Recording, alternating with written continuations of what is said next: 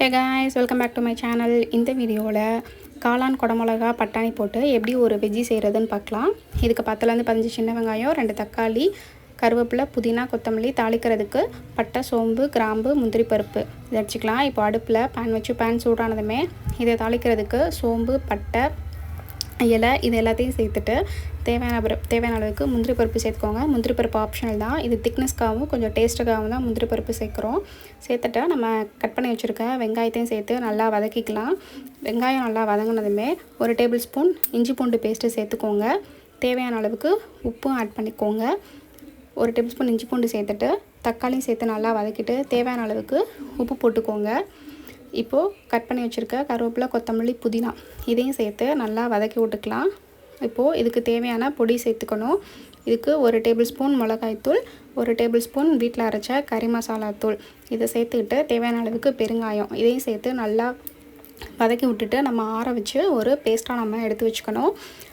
இப்போது காளானை உங்களுக்கு எந்த சைஸ் வேணுமோ அந்தளவுக்கு நம்ம காளானை கட் பண்ணி வச்சுக்கலாம். குடமிளகாயும் கட் பண்ணி வச்சுக்கலாம். பச்சை பட்டாணி ஒரு 5 நிமிஷம் நம்ம வேக வச்சு எடுத்துக்கணும். ஃபஸ்ட்டு நம்ம காளானையும் குடமிளகாயும் ஒரு எண்ணெயில் போட்டு லைட்டாக நம்ம ஃப்ரை பண்ணி எடுத்து வச்சுக்கலாம். இப்போ ஒரு பேனில் எண்ணெய் ஊற்றிட்டு குடமிளகாயும் காளானையும் நம்ம ஃபஸ்ட்டு வதக்கி எடுத்துக்கலாம். இது கொஞ்சம் வதங்கணும்.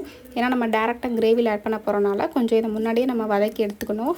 காளான்லேருந்து தண்ணி வெளியே வரும். ஸோ தண்ணியே ஊற்ற தேவையில்லை. இப்போ இதுக்கு தேவையான அளவுக்கு உப்பு போட்டு நம்ம வதக்கி விட்டுக்கலாம். ஆல்ரெடி மசாலாலையும் உப்பு போட்டிருக்கோம். ஸோ பார்த்து போட்டுக்கோங்க. இப்போது இந்த அளவுக்கு நம்ம வதங்கிறத நம்ம எடுத்து வச்சுக்கலாம். இப்போது அடுப்பில் பேன் வச்சு பேன் சூடானதுமே நம்ம எண்ணெய் ஊற்றிட்டு 1 டேபிள் ஸ்பூன் தேங்காய் எண்ணெய் ஊற்றிக்கோங்க. இது கொஞ்சம் வாசனைக்காக தான். நம்ம அரைச்சி வச்சுருக்க பேஸ்ட்டை நம்ம ஆட் பண்ணிக்கணும். ஆல்ரெடி பட்டை சோம்புலாம் போட்டு அரைச்சனால நம்ம தாளிக்கிறதுக்கு சேர்க்கலை. டேரெக்டாக அந்த பேஸ்ட்டை சேர்த்தாச்சு.